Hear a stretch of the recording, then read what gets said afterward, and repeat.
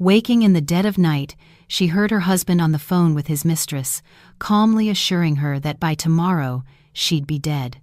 The 7,500-square-foot mansion, he promised, would be all theirs. The next day, his mother got a call. Her son had been in a terrible accident and was gone. That night, a relentless storm broke. Heavy raindrops lashed against the glass of the 7,500-square-foot mansion, a cold, rhythmic drumming like a mournful dirge. I lay on the expensive, plush mattress, a chill seeping into my bones despite the warmth of the room, my eyes fixed on the oppressive darkness of the ceiling.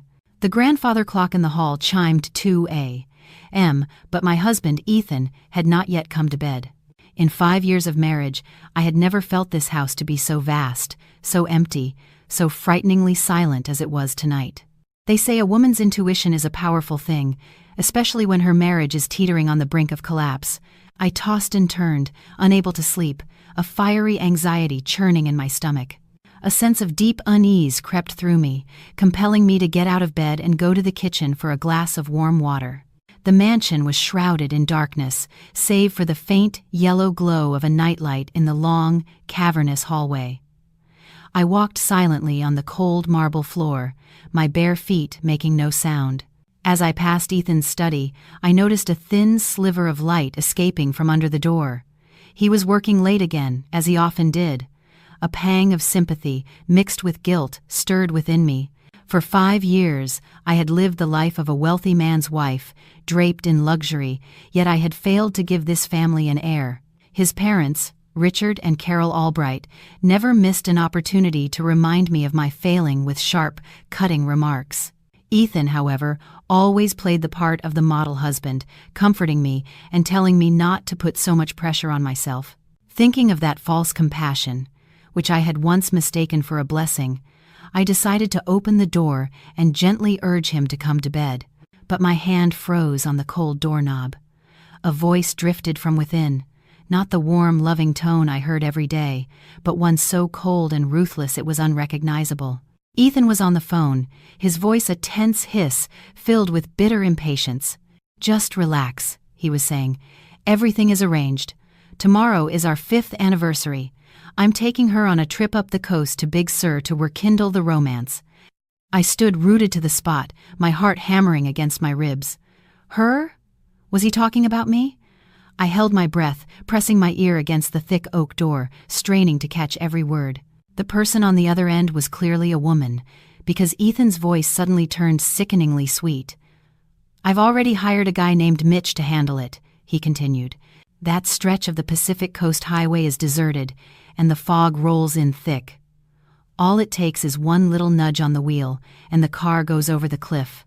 They'll rule it a tragic accident." He chuckled. "You just wait for the good news. Once that useless wife of mine is gone, this mansion and the $10 million insurance policy are all ours.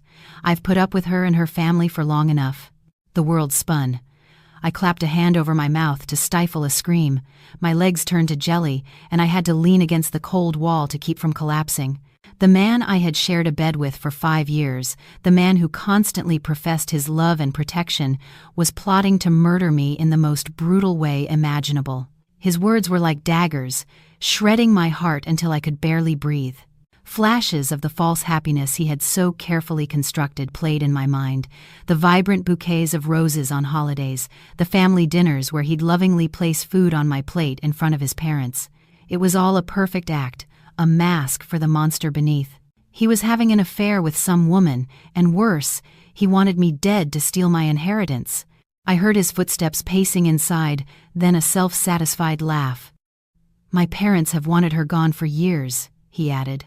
"But this way, we get all her assets without looking like the bad guys. You should start planning our celebration now." Tears streamed down my face, hot and salty on my lips. I wanted to storm in, to claw at him, to demand why he would treat me so cruelly. What had I done wrong? I had served his family, endured his parents' contempt, and even used my own personal savings to support his business ventures. And in return, a death sentence meticulously planned for our wedding anniversary. But a cold, clear voice of reason told me not to act rashly. If I confronted him now, he might kill me on the spot, and my death would be dismissed as a household accident. No one would ever know the truth. I had to live. I had to live to expose this killer for who he was. I had to get justice for myself and for the blind love I had so foolishly given him. I forced my heavy limbs to carry me back to the bedroom. Each step was a fresh stab of pain in my chest. I crawled into bed, pulling the covers over my head, my body racked with shivers of fear and rage. The rain outside continued its relentless assault, as if trying to wash away the filth of this house. It was the longest night of my life. I lay perfectly still, feigning sleep, but my ears were alert to every sound. 30 minutes later, Ethan quietly opened the door. He slipped into bed beside me, his arm wrapping around my waist as it did every night. His touch made my skin crawl, and a wave of nausea rose in my throat. I had to bite my lip until it bled to prevent myself from recoiling. He whispered into my ear, "Sleep well, my love. We have a very special day ahead of us." His words sounded like a final farewell from the Grim Reaper. I squeezed my eyes shut, tears leaking from the corners, and made a silent vow. "Ethan, you want me dead, but I won't go that easily. There is justice in this world. The man you married is gone. The woman who wakes up tomorrow will be someone you no longer recognize, and she will make your entire family pay for this cruelty." Morning light pierced through the curtains, signaling the start of a new day. But for me, it was not a day of happy celebration. It was the beginning of a fight for my life. I rose earlier than usual and went to the bathroom, splashing cold water on my face to clear my head. Staring at my haggard reflection in the mirror, my eyes swollen from a night of silent weeping, I told myself to be calm. I had to play the part of the happy, unsuspecting wife perfectly. I applied light makeup to hide the dark circles under my eyes and chose a seafoam green dress that Ethan had once said he loved on me. When I went downstairs, Ethan was already in the kitchen, the aroma of fresh coffee and blueberry pancakes filling the air. Seeing me, he turned with a radiant smile, his eyes sparkling with a practiced affection. "Morning, sleepyhead," he said. "I had your favorite pancakes delivered from the diner. We have a long drive ahead, so you need to eat up."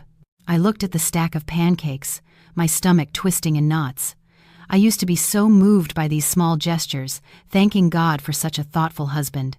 Now, the sight of the food made me sick. Was this his idea of a last meal before sending me to my death? Or had he drugged them to make his task easier? I forced a weak smile. "Thank you, honey. You're always so thoughtful." Ethan pulled out a chair for me, urging me to eat before they got cold. He sat across from me, watching me with a scrutinizing gaze, occasionally glancing at the clock with an air of impatience. His parents, Richard and Carol, came downstairs. Seeing us ready to leave, Carol sneered. "Another anniversary trip? What a waste of money. Instead of gallivanting around, you should be focused on family matters. A woman who can't even produce an heir is worthless, no matter how much money she's worth." Her words were like salt in an open wound. For 5 years, I had listened to this abuse. I had choked down bitter herbal remedies, undergone countless painful fertility treatments, and prayed at every church, all for the hope of a child. But the result was always the same. His entire family blamed me, treating me as the sole reason the Albright family name was in jeopardy. Ethan quickly intervened. "Mom, please, don't upset her. Today is a happy day for us. Maybe this trip is just what we need to relax and get some good news." Richard just grunted from his armchair, not even bothering to look at me. "Just be careful with the car. It's a brand new Mercedes. Don't scratch the paint." I ate each bite of pancake as if it were a hot coal. The coldness of this family, the cruelty of the man sitting before me, made me realize how foolish I had been to cling to the illusion of a happy home. I discreetly turned on the voice recorder on my phone, hiding it in my purse. I needed proof. After breakfast, Ethan hurried me to the car, constantly checking his phone. I noticed his hand trembled slightly as he held the keys. Was he nervous, or just excited for his crime to be committed? Out in the driveway, the sleek, black Mercedes gleamed. It was the car my parents had helped us buy as a wedding gift, though the title was in Ethan's name. He opened the door for me, a perfect gentleman. I hesitated for a moment, feeling as if I were stepping into my own coffin. Before the car pulled away, I looked back at the mansion one last time. It had once been my dream, but now it was a tomb. I swore to myself that if I made it back alive, I would drive every last one of these cruel people out of it. This house was partly mine, built with my own family's money, and I would not let them steal it from me. Ethan started the engine, and the car glided out of the gate. He put on a romantic ballad, the same one we had danced to at our wedding. The music filled the confined space, making the atmosphere even more suffocating. I sat silently, staring ahead, my hands gripping the seatbelt. In my purse, my phone was silently recording, ready to bear witness to the crime that was about to unfold. The car sped down the highway, leaving the bustling city behind. Ethan drove fast, glancing in the rearview mirror as if watching for someone. I sat in the passenger seat, maintaining a calm facade, asking occasional, innocuous questions to avoid suspicion. "Honey, why are we leaving so early? I thought we were heading out around noon," I asked. He flinched. "Just wanted to get an early start, beat the traffic," he explained, his voice a little too high-pitched. "I want to have the whole day with you. We can have lunch overlooking the ocean." His voice was still sweet, but I could hear the tremor in it. A thin sheen of sweat beaded on his forehead, despite the air conditioning blasting cold air. He wasn't feeling guilt. He was afraid of getting caught. We began the ascent into the coastal mountains, the road twisting and turning in sharp hairpin bends. On one side was a sheer rock face, on the other, a terrifying drop to the churning ocean below. A thick fog began to roll in, obscuring visibility. This was the perfect setting he had described on the phone. My heart raced, and a chill ran down my spine. The moment was near. Suddenly, Ethan's phone rang. He glanced at the screen, his expression soured, and he quickly silenced the call. "Who was that?" I asked innocently. "Aren't you going to answer?" "Just a spam call," he mumbled. "Don't want them to ruin the mood." But a few minutes later, a barrage of text messages came through. Ethan grew agitated, his grip on the steering wheel faltering. He pulled the car over onto a deserted gravel shoulder. "You wait here for a second," he said. I think I felt a wobble. "Need to check the tires. It's dangerous on these roads." I nodded, my senses on high alert. He got out and walked to the back of the car. Through the side mirror, I saw him not checking the tires at all, but furtively making a phone call. He was pacing, gesturing wildly, his face flushed with anger. He was arguing with someone. Quietly, I unbuckled my seatbelt, my hand on the door handle, ready to bolt. I cracked the window just enough to listen. The wind was howling, but I could make out snippets of his conversation. "What do you mean you're backing out now?" he snarled into the phone. "I already paid you the deposit. If you won't do it, I'll find someone who will. Don't you dare try to play me." So, the hired killer, Mitch, was causing problems. Maybe he wanted more money. This was my chance. If their plan was falling apart, I might have more time. Ethan hung up, kicked the tire in frustration, and got back into the driver's seat.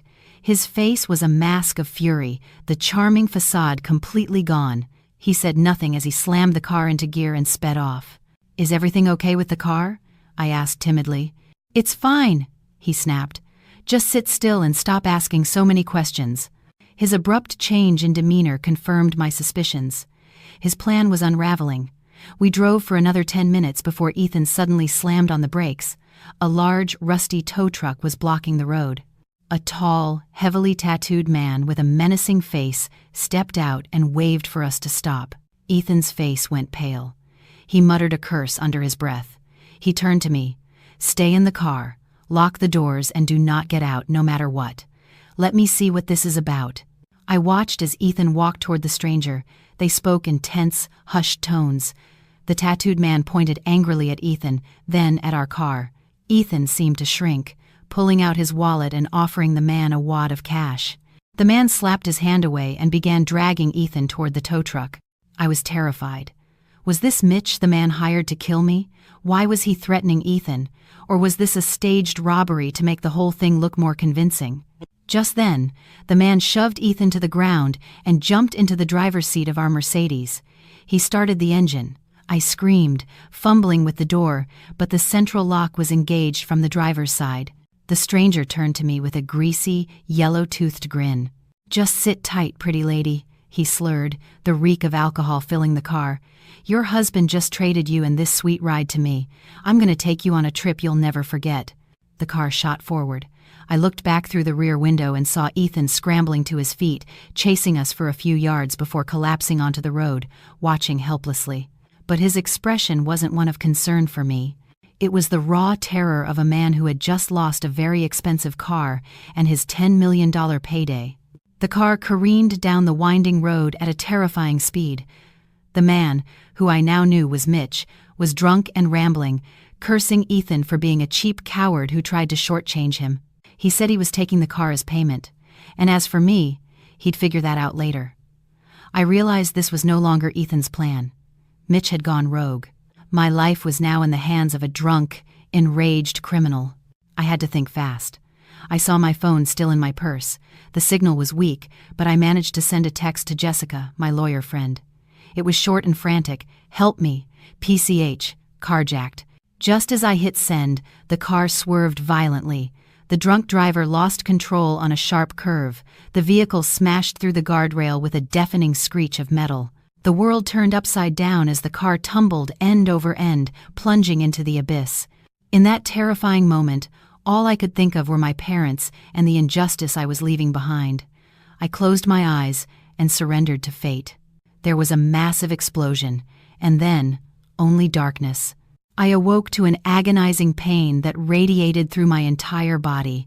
It felt as if every bone had been shattered. The smell of damp earth and burnt gasoline filled my nostrils, making me cough. I opened my eyes to a canopy of dense forest leaves obscuring the sky. It took me a long moment to piece together what had happened. The car had gone over the cliff. In the chaos, the passenger door had been ripped open upon impact with the guardrail, and I had been thrown out, landing in a thicket of bushes halfway down the slope. The car, with the drunk driver inside, had continued its descent to the bottom of the ravine. I tried to move my limbs. Miraculously, despite the cuts and bruises, nothing seemed to be broken. I grabbed onto tree roots, slowly and painfully clawing my way back up to the road. Looking down, I saw a column of black smoke rising from the canyon floor, punctuated by small explosions. Mitch was dead. He had died in the trap Ethan had set for me. Just as I reached the edge of the road, I heard the wail of sirens in the distance. Police cars and an ambulance were approaching. I quickly hid behind a large boulder. I couldn't reveal myself yet. I needed to see what game Ethan would play next. I reached into my jacket pocket. My phone screen was shattered, but it was still working. With trembling fingers, I called Jessica. She answered on the first ring, her voice frantic with worry. "Jessica," I choked out. "It's me. I'm alive." 30 minutes later, Jessica picked me up at a discreet bend in the road, far from the cordoned-off crash site. Seeing my torn clothes and blood-streaked face, she burst into tears. She took me to a private clinic owned by a trusted friend to have my wounds treated, insisting I keep the fact that I was alive a secret. The real show was about to begin. Meanwhile, back at the mansion in Greenwich, Carol Albright was preparing a lavish lunch. She hummed to herself as she set the table, giddy with the thought that her despised daughter-in-law was finally out of her son's life. Suddenly, the landline rang. Wiping her hands on her apron, she answered. The voice on the other end was a grim-faced police officer. "Hello. Am I speaking to the residence of Mr. Ethan Albright, the registered owner of a black Mercedes license plate?" the officer asked. "We regret to inform you that this vehicle was involved in an accident on the Pacific Coast Highway. The driver was killed on impact. The body was burned beyond recognition, and we need next of kin to come and identify the remains." Carol's legs gave out. The phone slipped from her hand and shattered on the marble floor. She let out a strangled cry and fainted onto the sofa. Richard, hearing the commotion, rushed in. When Carol came to, she began to wail hysterically. "Ethan! My boy Ethan! Why did you leave me?" The house erupted into chaos. They were certain the driver was Ethan. It was his car, and he was the one driving to Big Sur. They had no idea a fateful swap had occurred. Jessica drove me back to the mansion. We arrived just as Richard was helping a distraught Carol into their car, presumably to head to the hospital or the morgue. When I stepped out of Jessica's car, disheveled and bandaged, but very much alive, they both froze as if they had seen a ghost. Carol's eyes widened in horror. She pointed a trembling finger at me. Are you a ghost? What are you doing here? Where is Ethan?" I feigned hysteria, running and collapsing at Carol's feet. "Mom, it was horrible," I cried. "We were carjacked. The man pushed Ethan out of the car and took me. I managed to jump out just before it went over the cliff." Ethan must still be up there on the road." Hearing this, Carol's grief turned to frantic hope. She immediately ordered their driver to head for California. I got in the car with them, a cold, silent smile playing on my lips. The play had only just begun. The family's private jet flew us to Monterey, and from there a car rushed us to the county hospital. Throughout the journey, Carol sobbed and prayed for her son's safety. She never once asked how I was, if I was in pain. In her eyes, my life wasn't worth a fraction of her son's. I sat quietly in the corner, observing the selfish, artificial panic of my in-laws. At the hospital, the sterile, somber atmosphere of the morgue was suffocating. A state trooper met us, offered his condolences, and led us in to identify the body. On a cold metal gurney lay a charred, contorted corpse covered by a white sheet. Next to it, on a small tray, were the few personal effects that had survived the fire: a scorched designer wallet and a gold Rolex watch with a diamond-studded bezel. The moment Carol saw the watch, she let out a piercing scream and threw herself onto the corpse. "It's Ethan's watch! It's my son! Oh, my boy, why did this happen to you?" She wept until she nearly collapsed, held up by two nurses. Richard stood beside her, his own eyes welling with tears as he touched the burned wallet.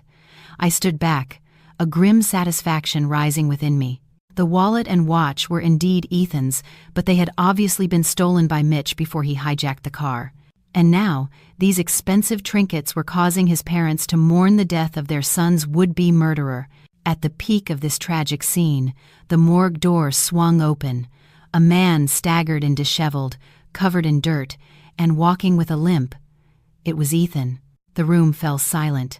Carol, in mid-sob, looked up and stared, dumbfounded. Richard rubbed his eyes, unable to believe what he was seeing. And Ethan, when he saw me standing there, alive and well, staring back at him with icy composure, recoiled as if he'd been struck. "Ava," he stammered, his face draining of all color.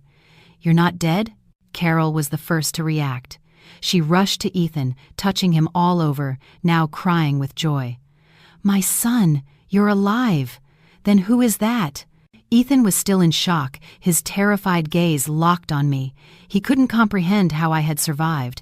I walked toward him and took his hand, my voice choked with fake emotion, but my grip was like a vice. "Oh, Ethan, thank God you're safe. I thought that monster had killed you. I was so lucky to escape. Heaven was watching over us, wasn't it?" Ethan managed a weak nod, sweat pouring down his face. He knew his plan had failed spectacularly, and not only had he lost his car, but his parents had nearly held a funeral for him. The trooper cleared his throat. "Mr. Albright, can you explain who the deceased is, and why he had your wallet and watch?" Ethan stammered, his eyes darting around. That's the carjacker, officer. He ambushed me, knocked me out, and stole everything. He must have been drunk and driven himself off the cliff." I smirked inwardly. His lies were smooth, but he had no idea he was no longer the director of this drama. After giving preliminary statements, our family was escorted to the local sheriff's department for detailed questioning. Ethan sat across from a detective, his hands trembling. He tried to paint himself as the victim of a violent crime, but the sweat on his brow and his shifty eyes betrayed him.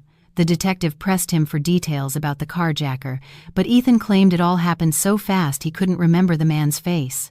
I sat beside him, occasionally interjecting with details that seemed helpful but were actually tightening the noose around his neck. "You know, Ethan," I said to the detective, "I seem to remember you talking to that man for a while before he got in the car. It looked like you handed him some money, and your wallet too. Are you sure he just grabbed it?" Ethan shot me a murderous glare. "You're confused, Ava. I was terrified. I gave him the cash hoping he'd leave us alone. Don't muddle the investigation with your nonsense." The detective narrowed his eyes at Ethan, then turned to me with renewed interest. I quickly feigned fear, shrinking back and apologizing, saying I must have been in shock. But I knew the seed of doubt had been planted. When the detective produced the wallet found on the body, Ethan hesitated. He didn't dare take it back, knowing it could contain evidence of his dark dealings with Mitch. "You can keep it as evidence," he said quickly. "I can get it back later." Leaving the station, Ethan let out a sigh of relief. But the moment we were outside, his demeanor changed. Back at our hotel, he dragged me into our suite and locked the door. He got in my face, his voice a low snarl. "You keep your mouth shut. If you say one more word about what you think you saw, you'll regret it." I looked him straight in the eye, my fear completely gone. "Why are you so tense, darling?" I replied coolly. "I'm your wife. Of course, I'm on your side. But you should be careful. These detectives are smart, and you know that man?" He looked familiar. "I think I've seen you talking to him at a coffee shop before." Ethan flinched and took a step back. "You're mistaken," he stammered. "I don't associate with people like that." He was rattled, afraid of what I might know. He wouldn't dare harm me now. I was the only witness, and I held the key to his downfall. Back in Greenwich, a dark cloud hung over the mansion.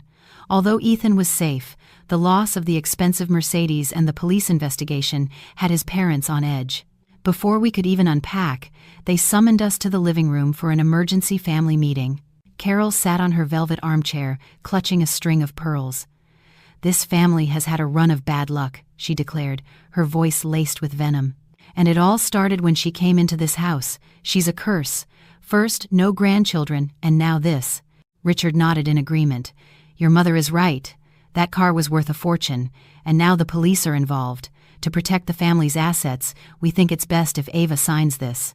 It's a post-nuptial agreement, relinquishing her rights to all marital property. The house, the land, we'll put it in our names for safekeeping until this blows over." I listened, a cold rage building inside me. To them, I was nothing but a scapegoat and an obstacle to their greed. They were afraid I would divorce Ethan and take my share, so they wanted to strip me of everything. Ethan sat beside me, silent. He was hoping they would succeed so he wouldn't have to try to kill me again. Carol slid a prepared document and a pen across the coffee table. "Sign it, dear, for Ethan's sake. Our spiritual advisor said it's the only way to break the curse." I picked up the document. It was a complete forfeiture of all assets acquired during our marriage. Their greed was bottomless. I looked at their 3 expectant faces and then calmly placed the document back on the table. "You know, Richard, Carol," I said, my voice even but firm, "I understand your concern, but we are a married couple. There's no legal reason for me to sign away my rights. Unless, are you afraid I'm going to take what's mine?"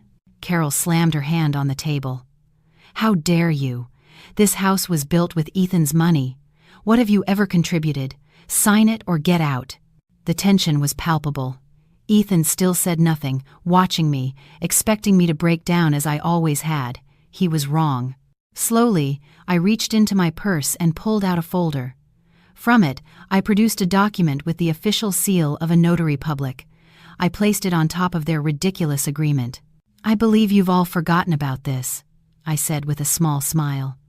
2 years ago, before Ethan's appendectomy, he was worried about complications, so he drew up this will.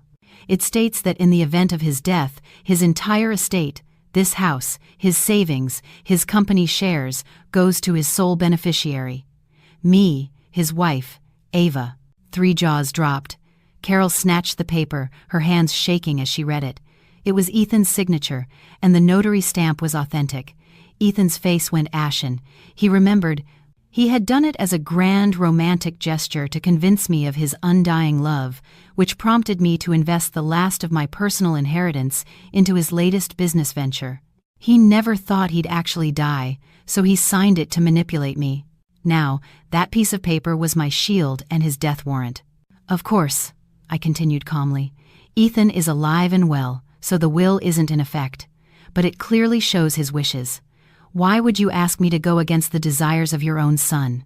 Or are you perhaps hoping he dies soon so you can fight his widow for the inheritance?"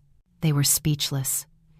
Carol crumpled her agreement in her fist, her face purple with rage. Ethan was trapped. He couldn't deny the will without admitting to his emotional and financial manipulation. I retrieved my document and placed it safely back in my purse. I stood up. I'm very tired. I'm going to my room to rest. From now on, let's not speak of assets again. What is mine will remain mine. No one can steal it. And as for things that aren't yours, sometimes, when you grasp too greedily, you end up paying a very high price. I turned and walked away, leaving 3 people frozen in their fury.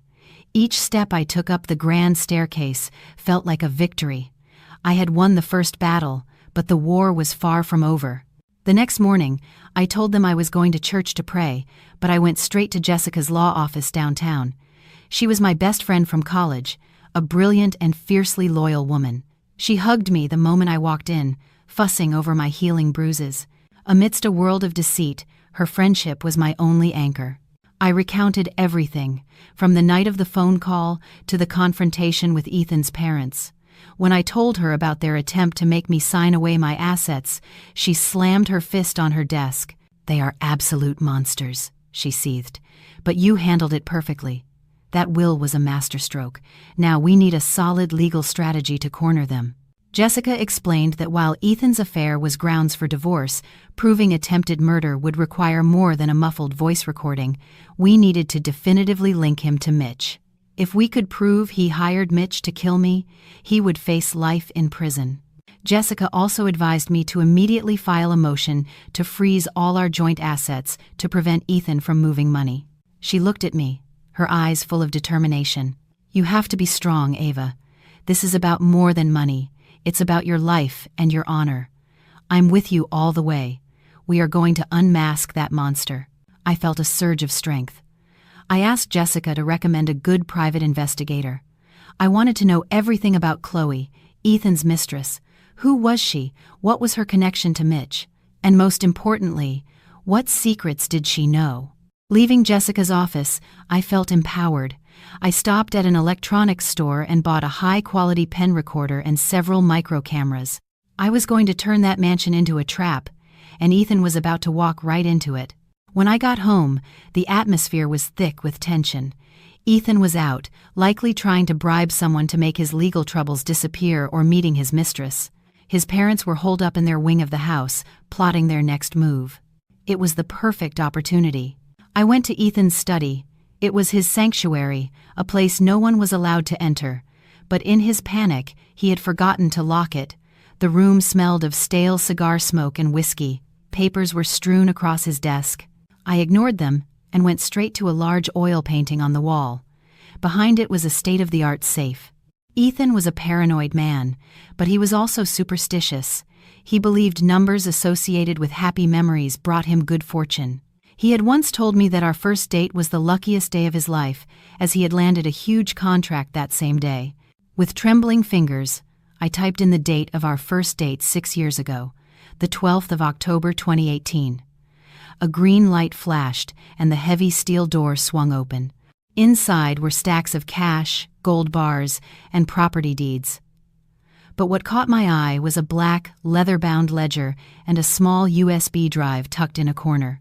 The ledger detailed millions of dollars in off-the-books payments, bribes to city officials, kickbacks on construction projects, and more. I plugged the USB into his laptop. It contained encrypted files detailing his illegal business practices, fraudulent contracts, and a list of offshore bank accounts used for money laundering and tax evasion. This was it.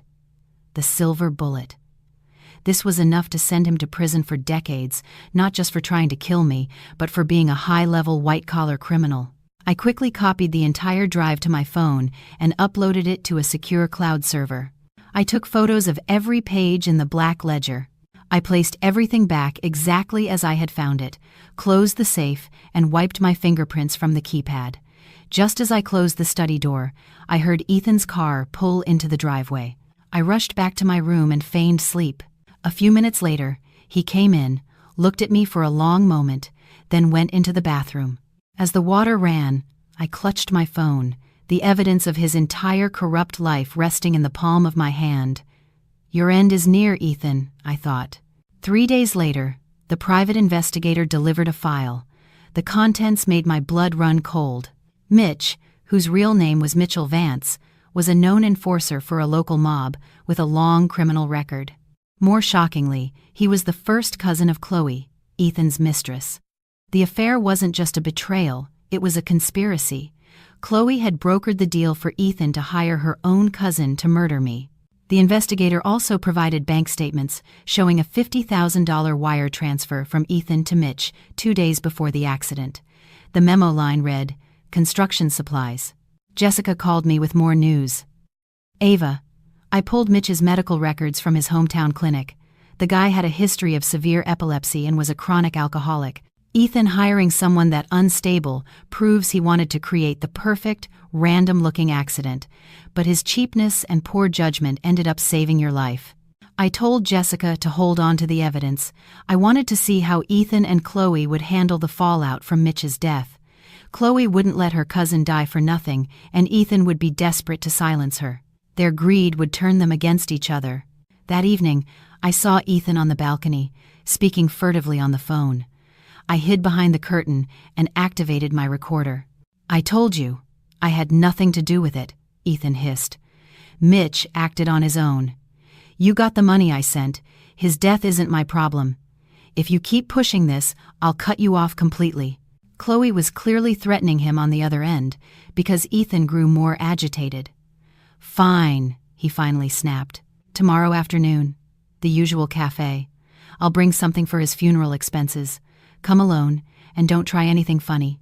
I stopped the recording, a grim smile on my face. The fish had taken the bait. I texted Jessica, "Get the gear ready, we're going to the theater tomorrow." The cafe was a quiet, secluded spot, perfect for secret meetings. Jessica and I arrived 30 minutes early and chose a corner table shielded by potted plants with a clear view of Ethan's usual spot. With the help of a well-tipped waiter, we had already planted a micro camera and listening device under his table.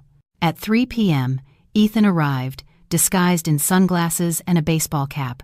He ordered a black coffee and drummed his fingers nervously on the table. 10 minutes later, Chloe walked in. She was young and beautiful, but her eyes were red and swollen. "What are you going to do?" she demanded in a harsh whisper. "My family is in an uproar over Mitch's death. You said it was just a scare tactic, not this.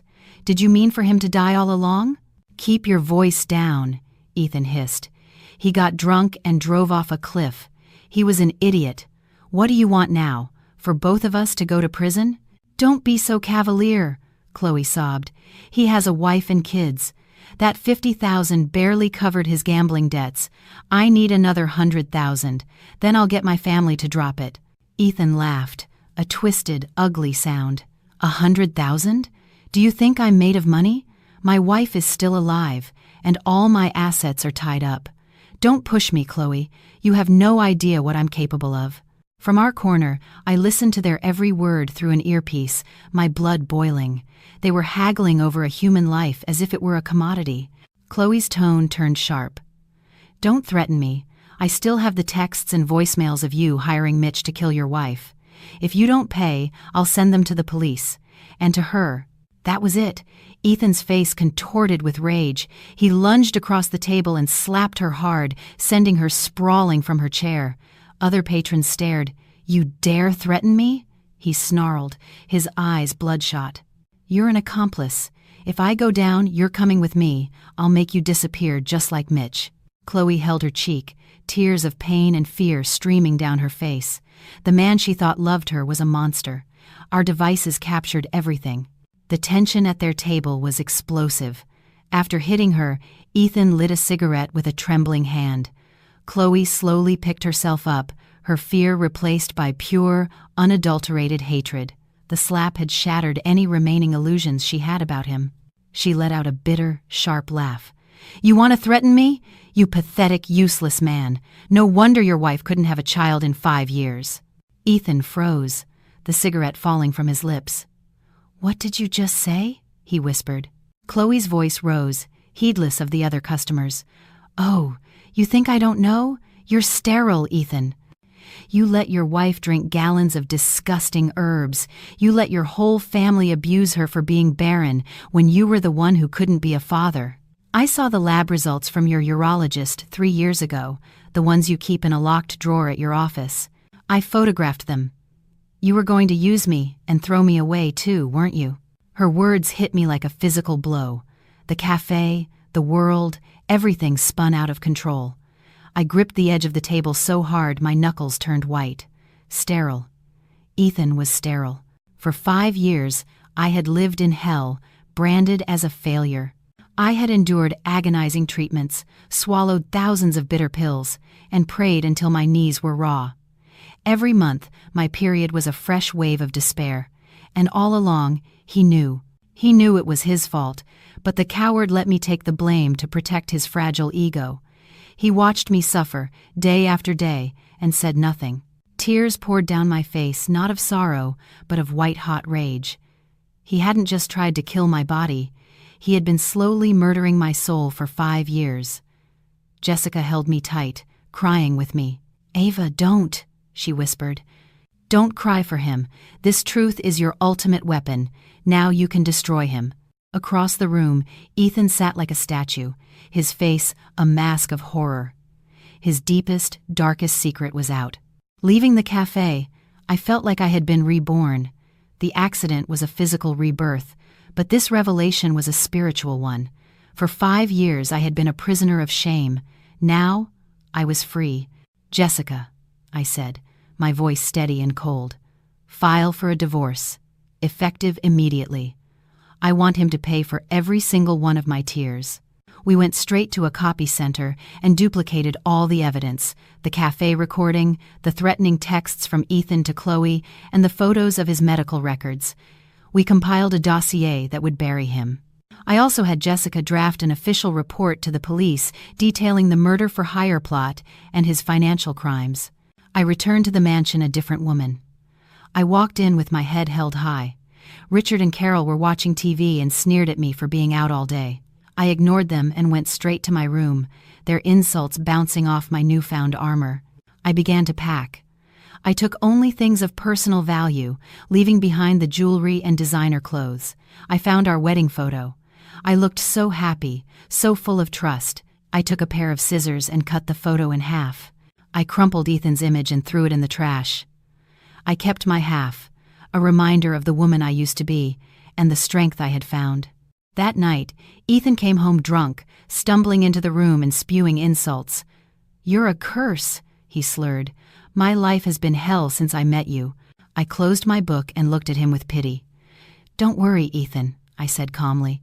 "I'll be gone soon, but not before I give you exactly what you deserve." The next morning, I contacted Chloe and arranged to meet her in a quiet park. She arrived looking terrified, wrapped in a scarf and large sunglasses. She tried to run when she saw me, but I called out to her. "Chloe, don't be afraid. I'm not here to hurt you. I'm here to save your life." She cautiously approached. "What do you want?" she whispered. "I'm done with him." I smiled grimly and showed her a video on my phone. I had recorded Ethan the night before, speaking with another shady-looking man. "Chloe knows too much," Ethan was saying in the video. "She has to be silenced. I'll pay you double what I paid Mitch. I want her to disappear, permanently." Chloe's face went white. The phone dropped from her trembling hands. She finally understood that to Ethan, she was just as disposable as I was. "Please," she begged, grabbing my arm. "Help me. I don't want to die. I'm so sorry for what I did to you. Please, just help me." I looked at her, my anger replaced by a strange sense of pity. "If you want to live," I said, "you will work with me. You will be my witness. You will tell the police everything. Testify against him, and the law will be lenient with you." She nodded furiously, agreeing to everything. I gave her some cash and a plane ticket and told her to go into hiding until it was time. I now had my star witness. The alliance of betrayed women was formed, and our target was singular. The day of reckoning arrived. I went to the market and bought the most extravagant ingredients I could find: lobster, king crab, imported delicacies. I was going to cook one last, magnificent meal for this family, a farewell feast. I spent all afternoon in the kitchen. The aroma filled the house, and Richard and Carol watched me with smug satisfaction, assuming I was finally groveling, trying to get back in their good graces. Ethan came home early. Seeing the splendid meal, his tense expression softened.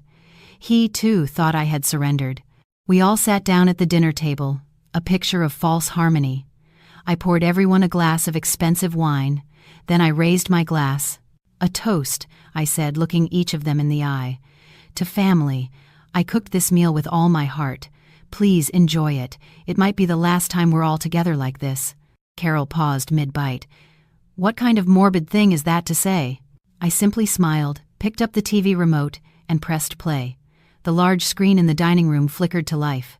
It wasn't a news channel, it was the video from the cafe.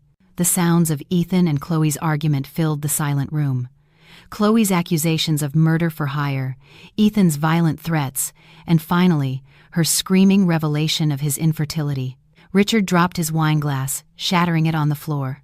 Carol's jaw went slack, a piece of lobster falling from her mouth. Ethan's face turned the color of ash. When the video ended, I turned off the TV. "Did you hear that, Mother, Father?" I asked softly. "Your daughter-in-law isn't the barren one. The person who can't continue your precious family line is your own son, the same son who tried to have me killed for my money." Carol turned on Ethan, her voice trembling. "Is it true, Ethan? Is what she said true? You're sterile? Why did you lie to us?" Ethan couldn't speak. Richard clutched his chest, his face turning a dangerous shade of red. "And there's more," I added. "I've already submitted all the evidence of Ethan's embezzlement, bribery, and attempted murder to the police. I imagine they're on their way right now.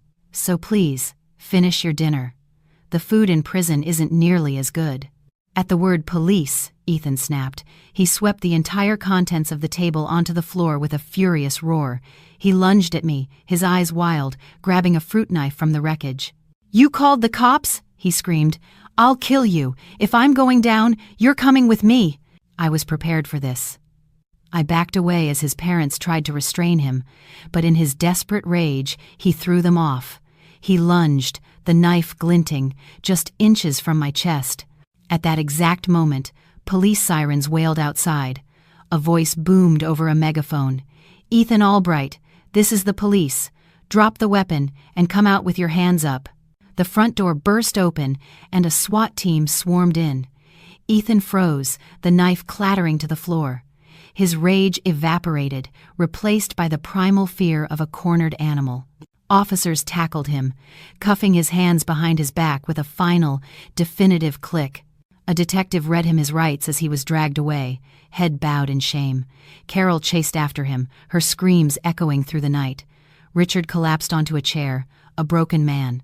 I stood amidst the chaos, feeling no pity, only a quiet finality. This was the justice they had earned. The case of Ethan Albright became a media sensation.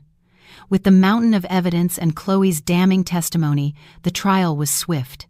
Ethan was sentenced to life in prison without the possibility of parole.